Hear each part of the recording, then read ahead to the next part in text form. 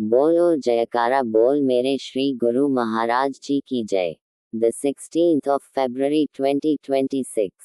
परमहंस अद्वैत मत सौजन्य। लेखक तथा प्रकाशक श्री परमहंस अद्वैत मत publication society Shri Anandpur. Compiled bye S.K. Dune. आज का पाठ आगे पेज 296 से 297 तक।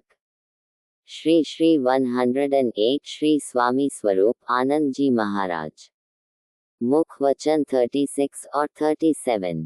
प्रवचन 36। प्रकृति सब किसी को सूर्य की रोशनी, वायु, चंद्रमा की रोशनी एवं शीतलता, जल, अग्नि आदि पदार्थ समान भाव से देती है। उसके लिए ऊंच नीच, अमीर और गरीब किसी के लिए कोई पक्षपात नहीं है। वे सबके लिए समान रूप से अपना कार्य कर रहे हैं, चाहे कोई उनसे अधिक लाभ ले अथवा कम। ये सब मनुष्य की अपनी प्रवृत्ति पर निर्भर है।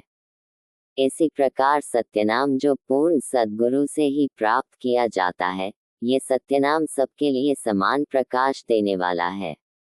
गुरुवाणी में आया है कि बीज मंत्रु सरप को ज्ञानु, चहु वरना मही जपे को नामु।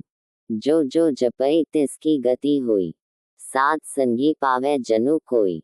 सत्पुरुषों के बताए हुए सत्यनाम को ब्राह्मण, क्षत्रिय, वैश्य और शूद्र चारों वर्णों में से जो प्राणी भी श्रद्धा विश्वास से जपता है, वही आवागमन के चक्र से विमुक्त हो जाता है।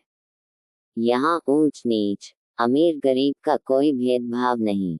ये तो अपनी अपनी कमाई पर निर्भर है।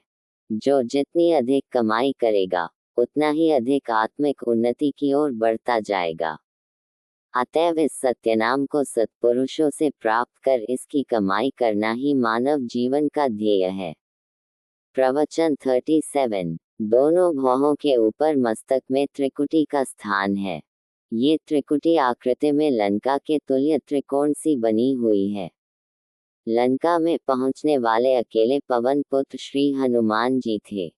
हनुमान का अर्थ है मान का हनन करना, अर्थात मान का हनन करके अजपा जाप का साधक ही अपने इष्टदेव भगवान के ध्यान में अपने आप को संकल्प विकल्पों से शून्य करके त्रिकुटी देश में पहुंचा सकता है।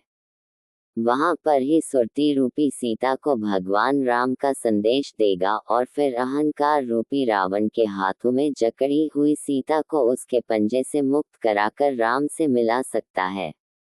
इस रहस्य का विस्तार संत गुरुदेव जी ही समझा सकते हैं।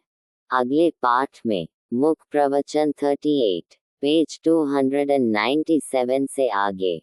बोलो जयकारा बोल मेरे श्री गुरु महाराज जी की जय। Complied by S.K. ड्यून।